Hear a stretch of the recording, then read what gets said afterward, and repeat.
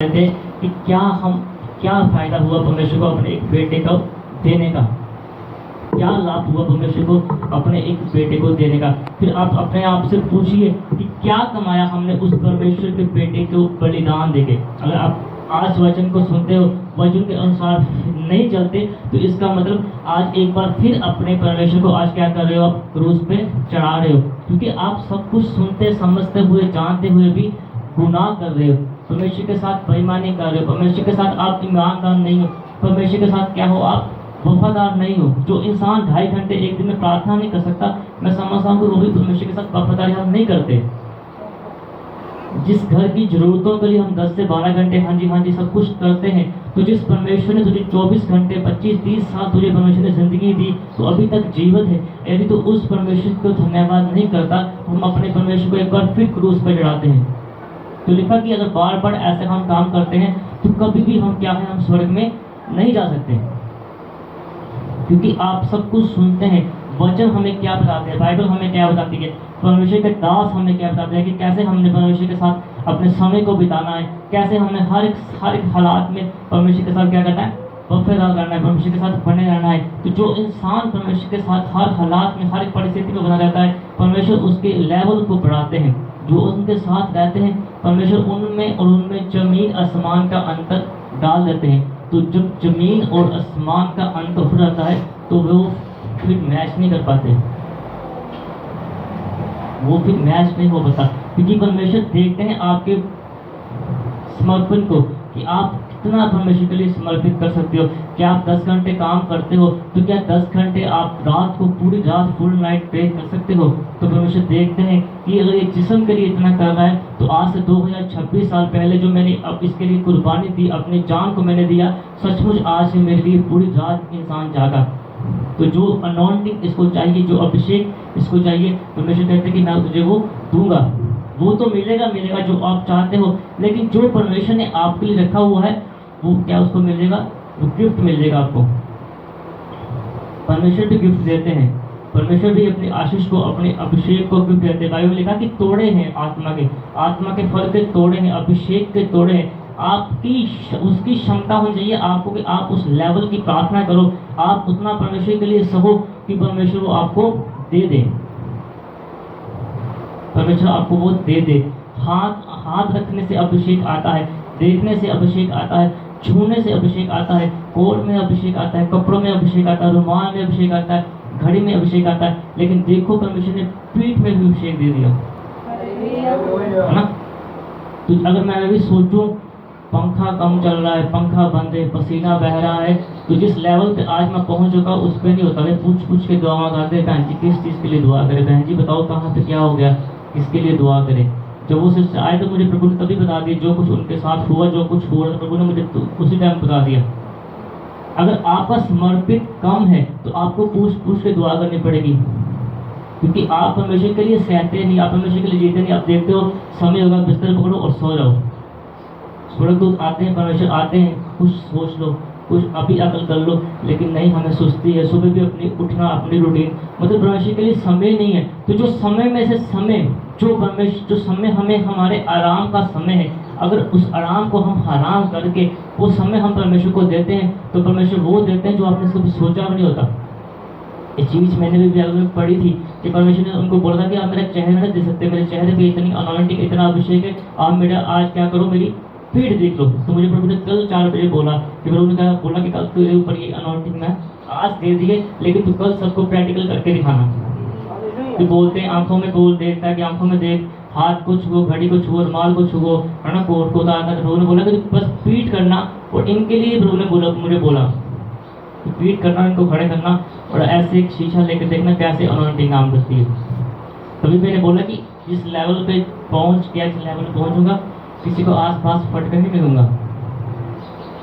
चाहे प्रभु ने इसके लिए बोला कि मुझसे बड़े प्रॉफिट बनेंगे, जिनके लिए भी बोला प्रभु ने पास्टर बनेंगे, लेकिन अपने क्योंकि प्रभु मुझे बेटे तो बड़ा बोल रहे हैं ना, तो इनके ऊपर वो अनॉइंटिंग आएगी, वो मसा आएगा, लेकिन मैं सोचता हूँ कि मैं कहाँ पे जाऊँगा, है ना। तो उसके लिए प्रार्थना करनी पड़ती है, उसके लिए और प्रार्थना करनी पड़ती है कि ठीक है आप उनको इस्तेमाल करोगे प्रभु, अच्छी बात है। लेकिन इतने सालों से हर चीज़ को मैंने बर्दाश्त किया, कभी परमेश्वर के सामने कुड़कुड़ाया नहीं, तो मैं कहाँ पे खड़ा रहूँगा, मेरा लेवल क्या होगा। तो फिर उसी चीज़ को मैंने आपको बताया कि परमेश्वर ने बोला कि उस लेवल की कोई सीमा नहीं होगी, उस अभिषेक की कोई सीमा नहीं होगी। तो अगर प्रभु ने उस चीज़ को बोला कि उस चीज़ की सीमा कोई नहीं होगी, तो उसके लिए मुझे भी बलिदान करना पड़ेगा, मुझे भी कुर्बान करना पड़ेगा। हर रोज़ अपनी इच्छाओं को, अपनी खुशियों को मार के, जो नींदों को हराम करना पड़ता है, दिन में हर चीज़ को मार के परमेश्वर के लिए जीना पड़ता है। फिर परमेश्वर कहते हैं कि फिर जैसे कहते हैं ना पंजाबी में, इसकी ताली 2 दाना बजती, फिर बात बनती है, फिर अनॉइंटिंग आपके सर चढ़ के नाचती है,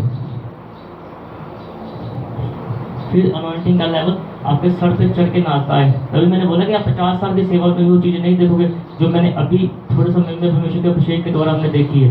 क्योंकि हमारी मेहनत है, हमारी लगन है परमेश्वर के साथ। हम गर्मी में गर्मी नहीं देखते, कपड़े सब भीगे पड़े हैं, सब भीगे, अंदर बाहर सारे भीगे पड़े हैं, लेकिन हम उस चीज़ को ध्यान नहीं, आपका ध्यान उस चीज़ की ओर है।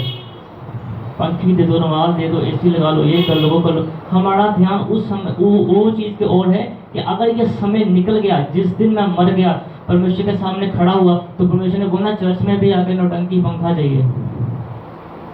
घर तो प्रार्थना 6 दिन करनी नहीं, चर्च में भी आके पंखा चाहिए, कूलर चाहिए, ऐसे चाहिए।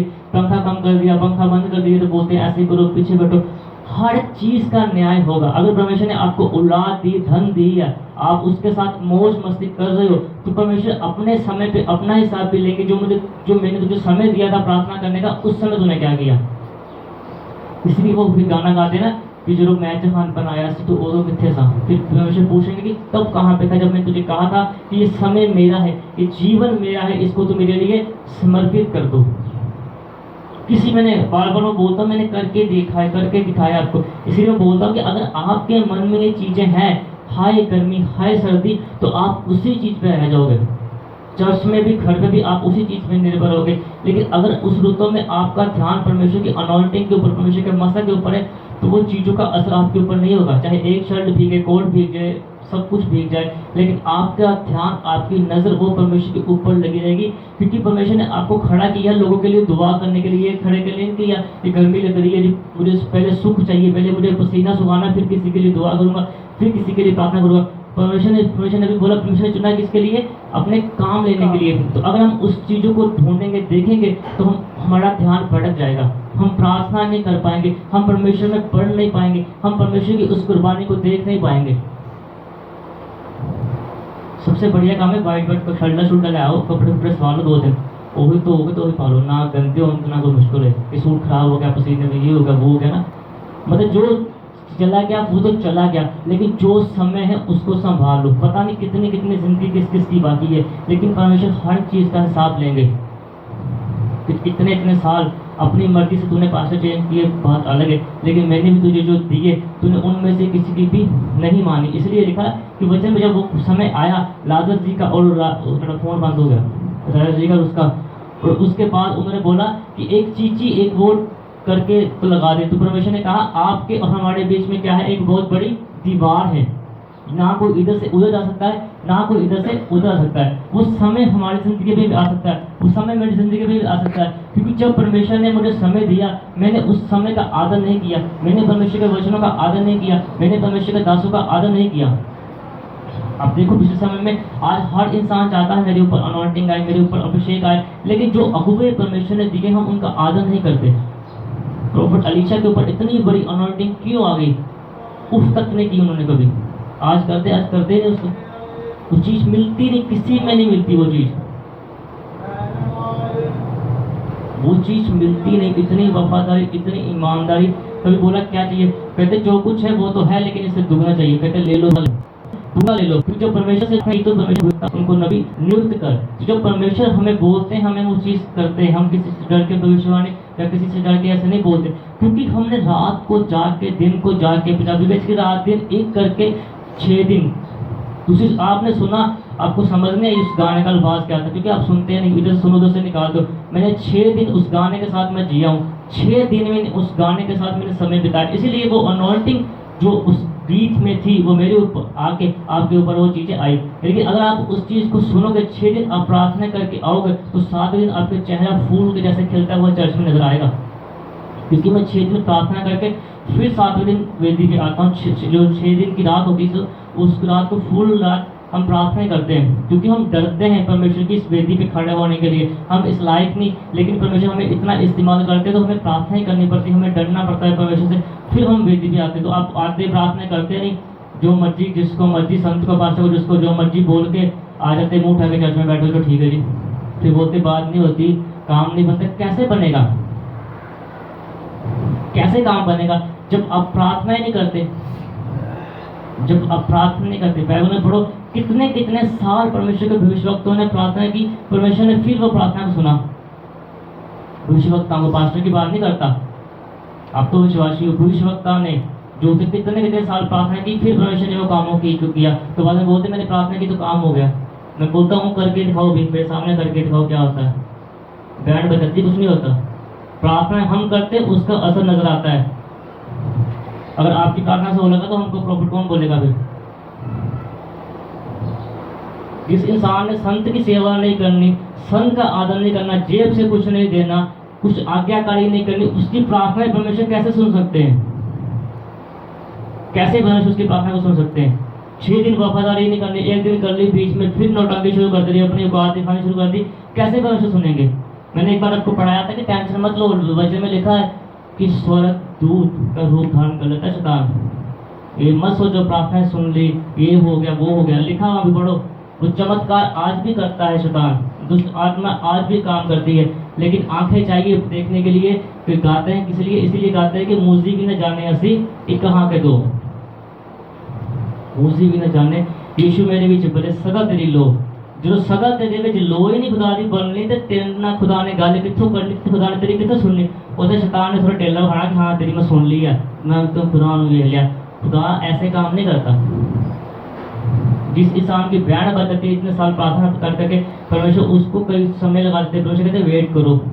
मुझे में लिखा कि मेरे सामने 1 साल 10,000 साल के समान है, कहाँ पे देखोगे, कहाँ देखोगे? फिर तो आप प्रॉफिट पास्टर से भी ऊपर हो गए। मैंने प्रार्थना की, बात कीजिए, बात बन गई, बात सुन लीजिए, ये कैसे हो गया? आओ वेदी पे करो, क्या होता है? बैंड बजती सारे रात जागरण से, उल्लू की तरह जागरण बता, ऐसे ही झटके लगते हैं, मन खट्टा खट्टा होता है, उल्टियाँ आती हैं, बदन कटा कटा टूटा टूटा महसूस होता है। रात को ऐसे नहीं जागा जाता। अगर तेरी दुआ परमेश्वर ने सुन ली, तुझे दिखा दिया तेरे ऐसे होगा, तो हम कहाँ पे जाएंगे? कुछ नहीं ऐसे होता। शैतान जलवा दिखाता है, मैं हूँ दुनिया में। वो परमेश्वर के दास होते जो प्रार्थना करते, वो प्रार्थना का फल मिलता है उस समय बाद में। क्योंकि आप आदर नहीं करते, प्रार्थना का फल क्यों लेट मिलता है? आप आदर नहीं करते, ना जेब से आदर करते, ना दिल से आदर करते, अपने बहन भाई का, अपने रिश्ता जो दुनिया का रिश्ता है उसका आदर करते, जो रूह का रिश्ता परमेश्वर ने दिया है उसका आदर नहीं करते। पंजाबी जी कहते संत की बन गया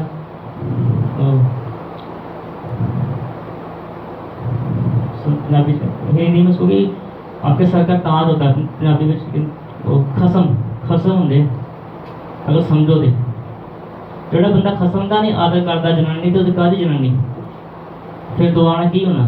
कुछ नहीं होना। और शैतान काम कर दिंदा, अपने लेखे पा दिंदा, हाँ मैंने खुदा की आत्मा ने गल की, प्रभु ने बात की, मैंने बात की, ये हो गया।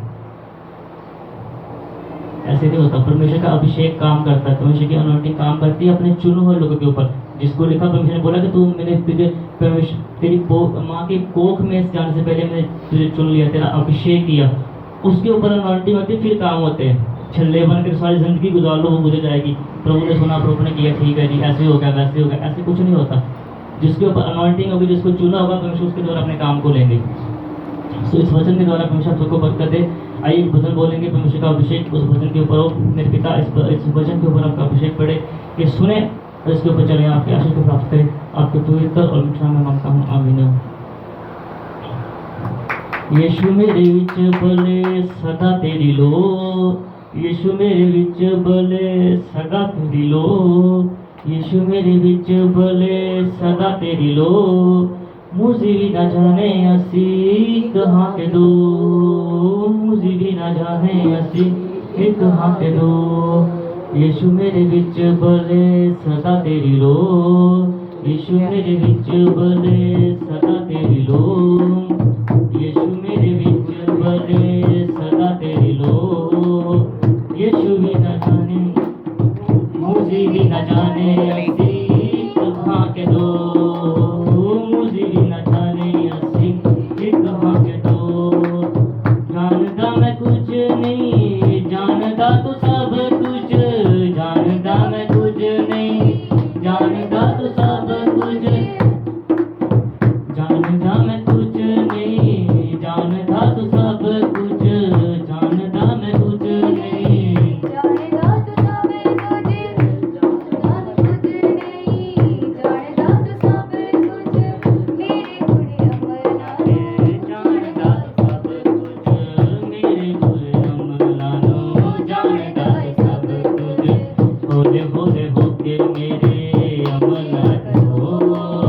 होले होले होके मेरे विच आख लो होले होले जाने असी प्रभु मुझे इस चर्च में चलते हुए नजर आ रहे हैं प्रभु का आत्मा जब हमने बोला मेरे बीच आके खलो मुझे चलते हुए नजर आ रहे हैं अपनी आशीष को आप ले लो होले होले होके मेरे विच आख लो होले होले होके मेरे विच आख लो होले होले होके मेरे विच आख लो होले होले होके मेरे विच आख लो मुझे भी न जाने असी कहाँ के दो मुझे भी न जाने कहाँ के दो मुझे भी न जाने असी कहाँ के दो मेरे बेटा मुझे इस बात का प्रभु का बड़ा अभिषेक है मेरे पिता जिन लोगों ने दिया उनको 1000 गुना वापस करो आपकी अनॉइंटिंग हर के ऊपर हो ये पैसा आपकी खिदमत के लिए इस्तेमाल हो आपके पवित्र और मिठाइयों को आमीन आइए सब एक लाइन में खड़े जाएंगे सबके लिए प्रार्थना करेंगे भविष्य का अभिषेक हर के ऊपर आएगा और हमेशा हर को अपने जलाल के साथ इस्तेमाल करेंगे पवित्र आत्मा राजा रबास बड़ा बड़ा बड़ा शिव बड़ा बड़ा बड़ा शिव बड़ा बड़ा बड़ा शिव बड़ा बड़ा शिव बड़ा पवित्र आत्मा आप इनके दुखों को जानते हो मेरे पिता आप इनकी कमियों को भी जानते हो पवित्र आत्मा जी